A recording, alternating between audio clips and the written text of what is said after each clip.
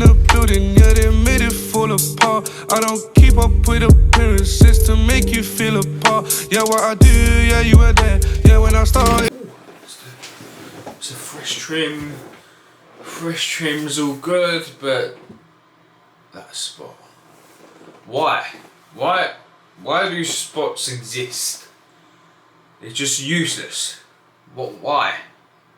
Why there's this beautiful face? What is good, my people? It is a Monday morning, and as you probably saw, I've taken the dog out for a walk, and now I'm cracking on with the day. So I thought today I'm gonna go through a little bit of a push session. I've done a pull session breakdown, but I think that was a bit of a failure because basically I used this mic and the volume was very low from the feedback that I got. So I'm going to redo it again for my push session.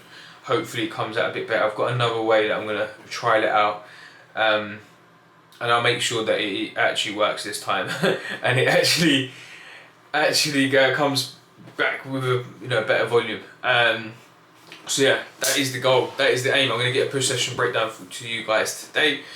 But yeah, my morning. People have been asking how different my morning routine is. So from when I was in prep, not really different. I've now pushed back the time that I wake up. Instead of waking up like 4 or 5, I'm waking up at 6. I find that it's at the moment I've got that leeway. I can do it. I get a bit more extra sleep as well. So sleep's obviously better now.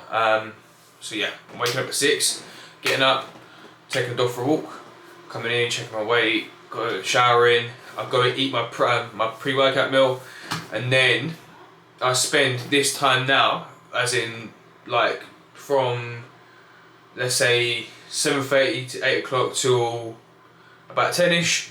I will just work. When I say work, I create content. So this morning, this time period is basically just to create content and upload to Instagram. Then I go and train. Come back, and then from there onwards, the rest of the day is filled up with editing, any client work if I've got any client work. So I like to get done the more. How do I put this? In the morning, what requires me to be more engaged, and to that requires me to think outside the box, is going to be done in the morning. And then when I get back for training, the other stuff, like, it's not that, where I'm a little bit tired, it's just a bit more easier just getting other stuff done, like editing. Client work's a lot easier to get done in the afternoon. I just think for me, like, this routine works. So I like just getting training done early in the morning. That's when I feel a bit more energetic, a bit more to go train. But yeah, push session breakdown. Hope you guys enjoy it. If you do enjoy it, let me know. If you want more videos like this, let me know too. But yeah, peace. Anytime I get back in the streets, it should get darker. Niggas can't handle me now. We do it all. We can't no laws. They think about taking me down. Gonna get copyrighted. The drive to the gym. I'm telling you, people, you're sipping on that pre-workout. That Conviction, obviously. Conte, not sponsored. Sponsor me if you're watching. That drive to the gym, just gets you. It just sets you up nicely for your session. I'm excited for this push session. Make sure you wear your seatbelts, people. But yeah, as you can tell, I'm buzzing off this pre-workout already. Let's go train. Cool. So I feel like I have sussed it out, and the volume should be a lot louder compared to the pull session breakdown that I did. So, which is a plus. So this is a more shoulder dominant push workout. So here we're starting off with the hammer strength. So each exercise that I go into, you need to, I make sure that I'm fully warmed up. Of course, what is the purpose of a warm-up set? So the warm-up sets, of course, we're getting closer and closer towards our working set as close as possible. Obviously, we're keeping reps and energy within the tank. We don't want to expend too much energy on, and waste energy on warm-up sets, as we need to require and preserve our energy for when we actually get to our working set. So just going through going through just basically getting myself prepared, priming the body, getting it prepared to take on that extra heavy load. So I'm slowly just warming up the shoulder girdles here, and basically getting ready. That's it. We're getting ready to attack the first working set, let's say. So I think I'm going up to about 45. I'm not too sure. Can't remember. So I'm slowly just going up in weight. As you can see, I'm putting the D handles here underneath just because it's your shoulder is for me anyway. It's at a compromised position without the D handles. So I'd rather be in a more safer position when I go ahead and press. And obviously the D handles have given that extra bit of leeway. It allows me to be in a bit more of a safer position. And obviously as load gets higher, we want to be as safe as possible. So as you can see, I don't extend past that point where the D handles were assisting. So it just makes it a lot more of a safer environment for me having the D handles there. But still just warming up, getting closer and closer to the warming set, to the working set as possible. And then we're going to the working set. So okay, cool. We are doing 45s. So this, obviously, like I said, preserve the energy for the working set. I've got the wrist wraps on now as well, just to keep me a bit more sturdy and a bit more safe. Another thing that you guys need to just take note of is when you're using machines, and let's say you're using D handles to create a bit more of a safer environment, you want to make sure that you're keeping things consistent. So what I mean by this is making sure that your seat placement is consistent and always at the same level. Make sure to use the same D handles to put underneath, just to obviously make sure that you're basically making sure that your logbook is as consistent as possible. So there's no dramatic changes when you next go into the session again. You know what's consistent, and you know what variable has been changed or hasn't been changed. So hopefully that makes sense. Hopefully I'm not waffling, but cool. We'll move on to the hammer strength press. People actually think this is an incline press, but it's not. It's actually a flat press. So straight into a working set here. Well, the video is showing that, but of course I warmed up. I still made my way to the working set. As you can tell, I am noting a pause when I get down to the most shortest range, and that's just basically just creating more tension on the pec fibers that I'm looking to target.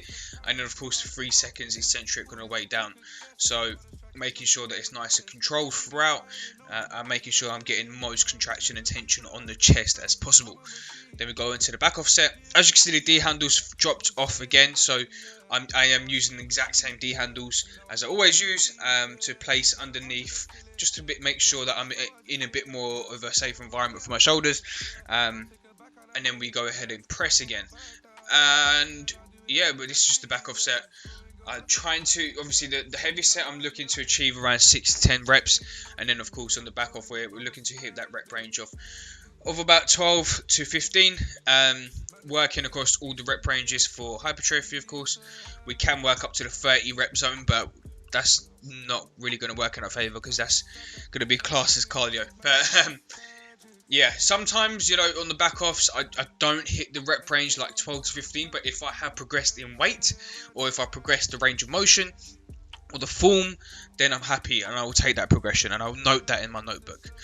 So we move on to a cable stack press. This, you know, I love this press. This press is absolutely beautiful. The connection I get on my chest with this press is far from none.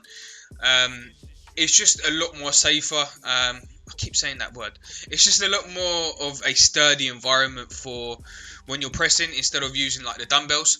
I feel like with dumbbells you have to think a lot about having to control the weight. We obviously have to control the weight on the cable stack, but you have to think.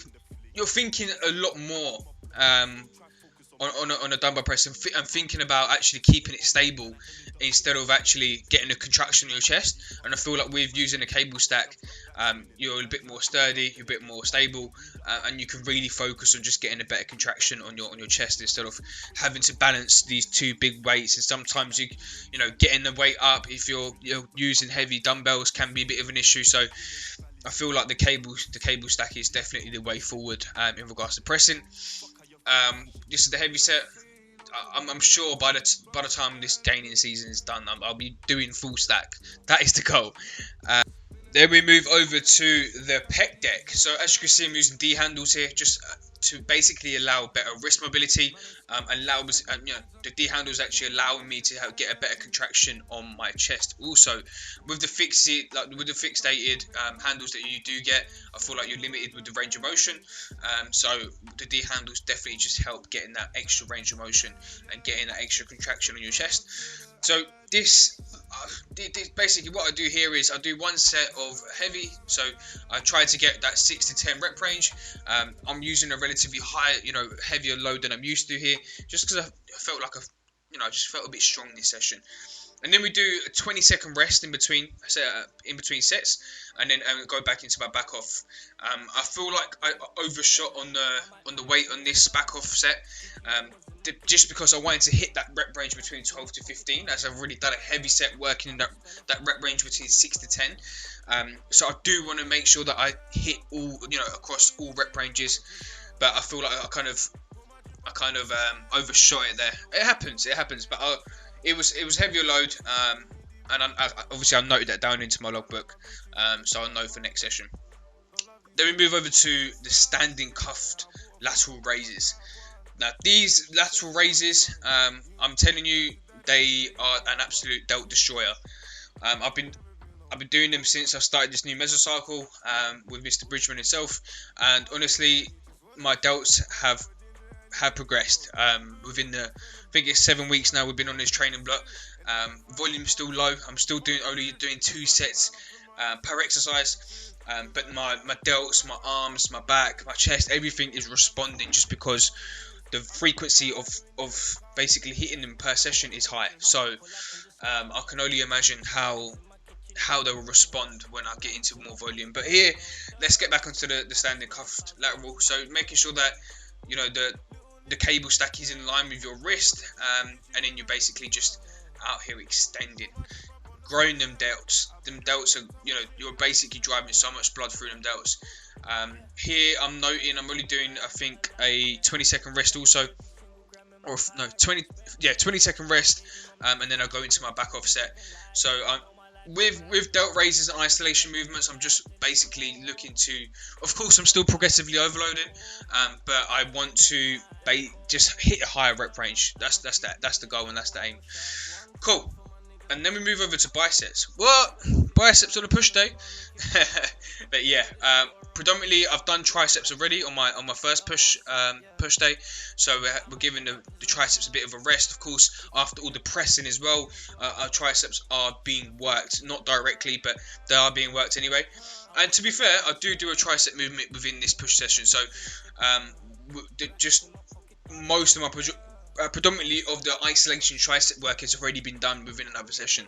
So biceps, the frequency of biceps is a lot higher, and my biceps are definitely responding in a great way. So we're using here the cable stack, which basically the way that I have set this up is you're working the bicep in its full range of motion. As you can see, it's fully been contracted in this lengthened position, and also here in its shortened position as well. So really drives blood into the biceps here. Oh, look at me, I'm looking juicy. And then here we go, and we move on to the tricep movement. So this movement, I'm at first I kind of struggled with trying to get a good connection on it, but basically it is a overhead tricep extension, which will work obviously the long head of your tricep. And the reason why I'm holding my elbows here is just to create a bit more of a stable environment, so my elbow doesn't, it hasn't got no leeway, or it doesn't have any momentum, so I could just keep it nice and locked. But yeah, I did struggle with this movement at first, but now I think I'm getting the grips of it. I feel like this movement, there's only so much you can progress it, and until you have to change it out. I haven't hit that point yet, but I feel like I'm coming close to that point. So I think eventually I will change this movement out. But yeah, that pretty much is the push day breakdown. Hopefully you guys enjoyed. Hopefully you guys some, hopefully there's some key takeaways and some things that you can implement into your own session. If you do like this style of content, please do let me know. And of course, if you guys can show me your love, show me the support, I want to hit 100 subscribers.